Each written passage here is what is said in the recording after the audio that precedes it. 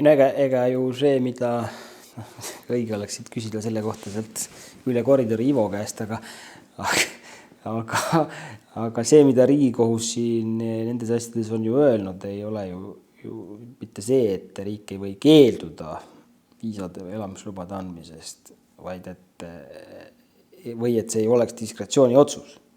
Seda on ju Riigikohus selgelt öelnud, see ongi diskretsiooni otsus, lõplik otsus ongi riigil ja kohus sellesse ei sekku. Lihtsalt see peab olema kohtulikult kontrollitav.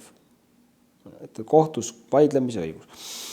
Nüüd ka see laiem pilt seal taga on tõesti see, et Euroopa ja Ameerika on paljudes asjades liikunud erinevates suundades.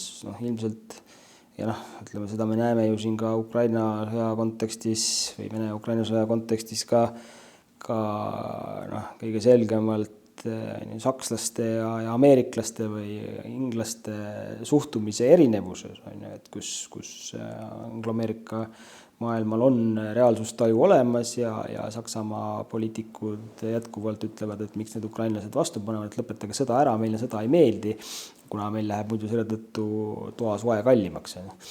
Et ega see Euroopa selline või paljude Lääne-Euroopa riikide selline mõnusas heaolus olemine ja selline tunnetus, et mina pean kõike saama, mul on õigus olla mugavalt kogu aeg.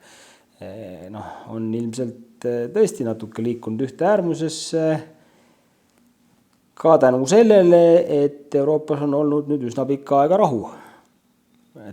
Et see, kui meil tekivad rasked olukorrad, sõda, ma ei tea, mingid epideemiad, inimestel on tegelikult ka raske olla, raske hakkama saada või nad peavad ellujäämise nimel võitlema,